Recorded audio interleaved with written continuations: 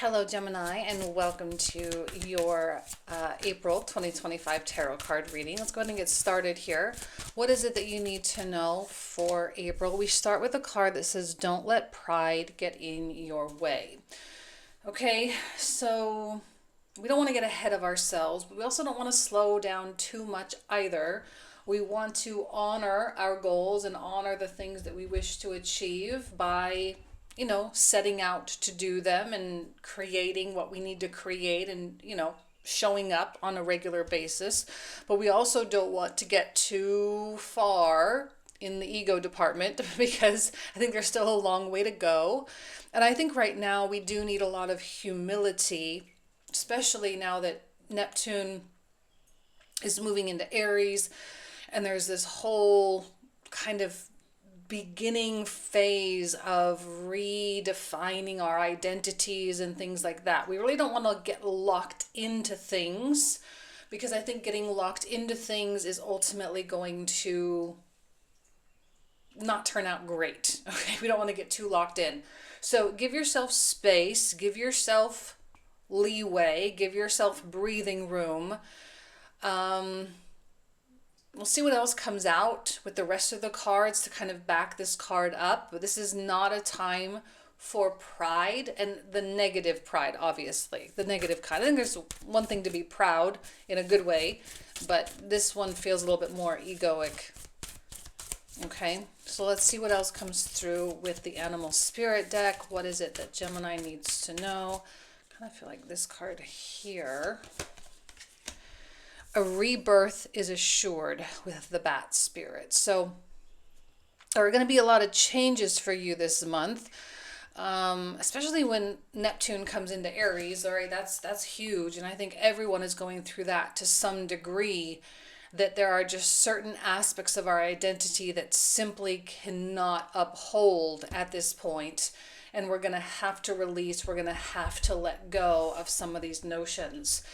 And there are certain aspects of life that are probably dying off and dying out. And we are starting new projects where we're kind of, this is perfect actually for Aries season anyway, as there is a lot of new blooming that happens during this time. And so, I think there's kind of a perfectly timed blossoming that's going on for you, Gemini, which is great. But there might be a little destruction.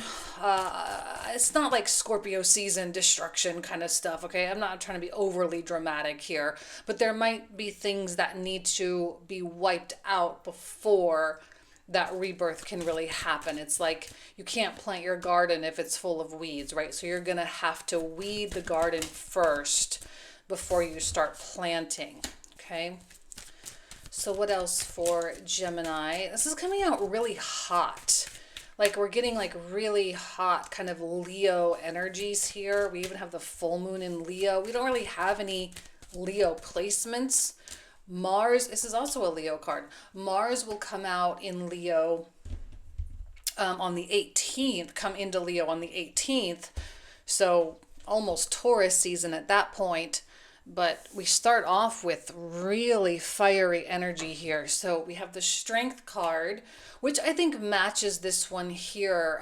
This Don't Let Pride Get in Your Way. I think there's this persevering, like don't let the ego get the better of you. I think, honestly, if I'm being honest with you, Gemini, the absolute best thing you can do for yourself is have a plan and stick to that plan. Okay, I think if you start veering off, like it's great to have confidence. It's great to have that sense of like, I can do it. That's a great thing to have. But I think right now something's premature. Okay, so I think we have to it's like respecting the ocean, right? We can go swimming in the ocean, that's great. We can dive, we can do sports, we can do all this stuff in the ocean, but we have to respect it. And I think right now, Gemini, you have to respect this process and respect that there's some kind of divine timing at play. And I think if you get overly aggressive I'm not going to say you're going to fail or you're going to lose everything. I'm not going to be saying any of that, but I just think it might not go as easily as it could. And many people, now this may not be you, so if it doesn't resonate with you, that's fine. But I think many people really crave a lot of ease in their life, and they crave simplicity and they crave serenity.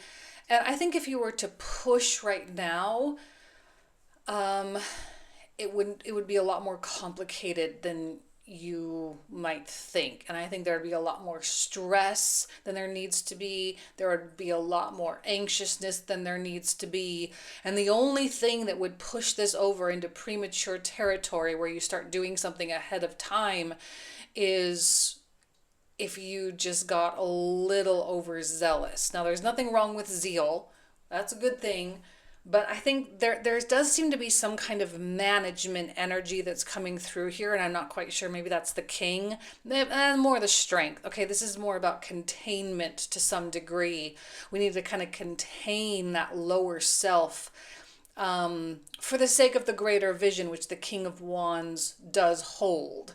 Where the King of Wands holds this big picture in his mind, he's the creative force, he's the director, he's the one that's kind of puppet mastering everything. This is us, right? This is a part of us, or you, rather, Gemini. I'm not Gemini, but it's a part of you. And, he's there, but he's not like very active. Okay. Now, I'm not saying you're going to sit there and do nothing during Aries season. There will be things for you to do. And there may even be opportunities and a need for you to make some big, bold choices, as Aries season often does demand. There is an element of boldness and strength, and courage, but it still feels kind of in vision form, okay? And there does seem to be some kind of a process of bringing it from vision into reality. And I think if you rush, if you push, and you try to force, it won't be as good as you hope it will be.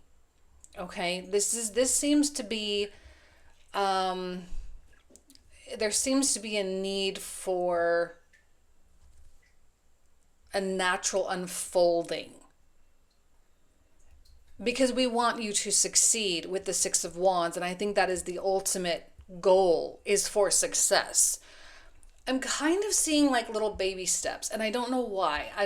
That's not in the cards. It's just in my mind's eye. I'm seeing little baby steps, and that maybe between now and next month, or May, right? For the month of April, you want to prove to yourself that you can show up consistently every single day, and that you can kind of exert a constant stream of investment that is predictable every single day and that does not go peaks and valleys. For some reason, I'm just seeing all this Leo energy. It's all fixed, right? So this concept of fixed energy, which is like machinery, right? It's just like boom, boom, boom, boom, boom every single day. We want our energy to be fixed. I know you're a mutable sign. I'm not saying you're a fixed sign, but I'm just saying that's what the cards are suggesting. That's the recommendation, is to keep it as fixed and consistent and simple and stable as possible.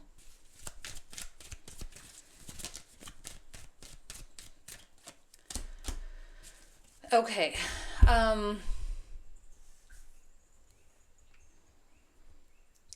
This, to me, this transition from the front row, or the top row rather, top row to here, this feels like an instant karma kind of thing. It's like you start off great and you start off all committed, and it's like straightforward, super consistent. You're doing what you say you're going to do. Boom, boom, boom. Here is where you get overzealous. There it is right there. It's where you start saying, okay, I want to go faster. I want to go faster. I want to take a bigger lead. And you can be bold. You can do that. But the Knight of Wands feels irresponsible to me. And it feels like, premature. And I feel like if you if you push that line a little too far, and I think you'll know, like you'll know when it's like, that's a little too much, a little too much. Like this may not be the best business advice. Okay, I'm just gonna say this right now. It may not be the best business advice. It may not be the best relationship advice, but it just kind of feels like your internal barometer is kind of setting off warning signs with that Knight of Wands of like too much, too much, too fast, too fast. Because immediately, boom, we hit that tower, and there's kind of like an immediate karma that happens. So I don't think the tower is going to be that bad. All right, it's just going to shift or change, or it is going to be somewhat sudden, and then it immediately snaps you back into like, oh, I'm going to go back to being consistent. Like, oh, that was a mistake. Oh, shoot, let me go back to work, right? Let me go back to that grind every day, showing up, keeping it simple, keeping it basic, da da da da da da da. Let me make sure it's organized and structured and all the things, you know? And that's what you were doing before, and you were seeing success with it. And like, this is fast. Like, this is just a couple of weeks here. You know, this is just, this is the like first week and a half of April, the second week and a half of April, you know, and then we move into Taurus season down here for the last week and a half in, I know it's not quite, I know that math doesn't add up, but you get the idea. For Taurus in the end of April. So, I mean, it's not like it's a slow thing. It's just, you're doing great, and then you start speeding up and boom. And I think you realize like, oh, that was, it's like you got a little too hot to the fire there, a little too close to the fire. Your wings got a little singed, right? They got a little singed, and you just kind of jolt back a little bit. And then, okay, I got my distance again. I got the proper pacing, the proper speed, the proper people. Okay, you know. And I think that's okay. I think it's the tower is a corrective force that's meant to keep you on the right track. This is the pride. This is the pride getting, because you get a little cocky because you're like, it's going great. Why shouldn't I speed it up? It's going great. It's perfect. Everything is gliding. It's smooth. We can do more. We can push it a little bit more. And then your engine breaks. And I go, okay, I guess not. I guess we maxed it out before. So let's go back to what we were doing before. You can avoid this, I suspect, by simply just continuing, you know, because this is going to add stress. This is going to add added layers of complication that may or may not be necessary. It's fine. I always say the tower is a wheel of fortune in disguise. It just, the only function that I can tell anyway with the tower is just simply to get you back into the Eight of Coins. So again, it's not that dramatic. It's just a wake-up call. And I think you do get a wake-up call because you were already doing it right. The rebirth is assured. I think there is an element of wisdom that happens here because you go from humble to a little too prideful to immediately humble again. This is an immediate humbling. An immediate humbling. It's like an immediate slap on the wrist. So it's corrective. It's a corrective force. So it's to be embraced. It's to be respected. It's to be understood. And I think you're going to be better for it. I think you'll be more productive for it. You'll be more efficient. And I think you'll start seeing more results because of that as well. I like the Eight of Coins a lot because it's one of those cards that is both masculine and feminine, where there's the masculine actual creation and the actual seeing of results, while at the same time there's a receptive force that attracts and pulls in new creative ideas. I will tell you that this is a time to be doing things rather than consuming things. Okay, so as opposed to binging TV shows or garbage activities, whatever that might be, this is about productivity. And I think you'll be a much happier in that space of the Eight of Coins as opposed to consumption. All right, we want to be generating and creating, not necessarily consuming. Okay. So then we move into Taurus season. All right. We hit the 19th of April. The sun comes into Taurus. And then let's see. That's when the sun comes into your 12th house. Okay. Beautiful. Gemini's cards showing up here. Both of them, Gemini. And the Lovers speaks to, on one level, choice, where there might be some big choices that you're going to have to make. Speaks to communication and collaborating with other people. There's often a head-heart alignment, which again, I think the Tower kind of smacks you upside the head a little bit and says, straighten up, Gemini. What are you doing? What are you thinking? And you're like, oh, okay, yeah, you're right. So that your head and your heart are totally in sync. And I feel like Taurus season is going to be amazing. I think we're just a little bit behind schedule with Aries season, simply because Mars is in Cancer, which is his fall position. We still got Venus retrograde, and she's going to be stationing directly on Saturn, like within a degree of Saturn. And that kind of slows things down a little bit with that Piscean energy still present. Of course, Neptune is kind of doing his new environment thing as he moves into Aries as well. So it's just kind of like a little tacky this month. It feels a little tacky or sticky. That's why I think your consistency is so important, because if you're trying to rush, it's just going to pull you back anyway. So that's what the Tower is. But anyway, so you have this cohesion here with the Lovers. Once we hit Taurus season, there's a groundedness, stability, and I think you can make amazing decisions and really bold, big choices at this time. Taurus season is a much better time for big action. I say this every Earth season. Every time Taurus, Virgo, or Capricorn season hits, I always say this is the time to take action, because action is an earthly activity, right? We can just do things in the physical realm, and we're supported in that, okay? Because we're working with the physical element here of Earth, okay? It's not spirit, it's not emotion, it's not mental, it is physical. And so action is more palpable, and we can achieve a lot more because we've got some grip during these times. And clearly with the Chariot, there's new levels of success. I mean, I think just generally there's going to be multiple layers of success, as we see at the top row here, and then we see here, right? So the Chariot, I mean, there's clearly an elevation going on, victory and success. There's an elevation going on up there. So we have multiple notches that you'll be making your way throughout April. Whether you perceive it that way or not, you're hiking it up there. You're doing really good. There's a lot of upward mobility. And with the Knight of Swords, I think this is when speed is more in your favor. This is when you can, because there's no pride here.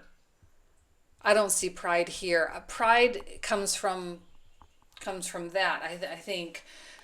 And the immediate clap back, but there's nothing going on there. This is saying go straight ahead. Like there's just nothing but upward motion here. Now you may be attracting people as well, Gemini. You may be attracting frenzied people. That is something to pay attention to, because if you're attracting frenzied people, you're going to have to decipher whether that frenzied energy is friendly or not, because it might not be, it might be, may not be. And we're not trying to be frenzied. We're trying to be serene and calm and at ease and grow in a state of ease as well. If someone comes in and is frenzied, can I say it one more time? Frenzied. If they come in that way, you're going to have to filter it out. But I'm not really seeing any reason why you should be rejecting a Knight of Swords. Of course, this is an element of you as well. I think you understand the Knight of Swords quite well. So you understand this other person if they come through as the Knight of Swords too. But sometimes it's different. If it's us, maybe it's one thing, but if it's someone else kind of coming in and messing with our vibe, that's a different thing. So you're going to have to make a decision as to whether or not this Knight of Swords is going to be of value or of benefit for you or not. And if not, then maybe you have to kind of proceed without the Knight of Swords. We'll see what the clarifiers have to say, okay? But let's go ahead. So speaking of the clarifiers, let's go ahead and take a look. So I'm actually going to cover all the cards that I'm about to pull out in the comprehensive reading. If you want to join, link in the description box and comment thread down below. We're going to open up every single one of these cards, get a lot more detail in terms of what they're trying to say. So if you want to join, we talk for another 25 to 30 minutes about all these new cards. So you are more than welcome to do so. So let's go ahead and get started with the Strength card. What is it that Gemini needs to know about this Strength card? Starting with the Five of Coins, humility, of course. Chariot, beautiful. Man, I'm dropping these cards like crazy. And Three of Wands. Now for the King of Wands, Hierophant, Page of Cups. Not really liking that page. Four of Cups, yeah. Not liking the page all that much. Eight of Cups,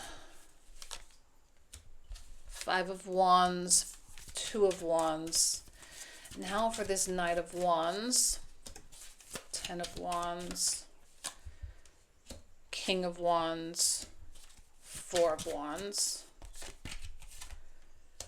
Three of Cups, the Hermit,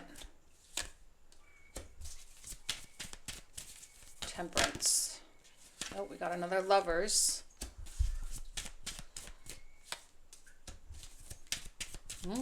Two of Cups, King of Coins,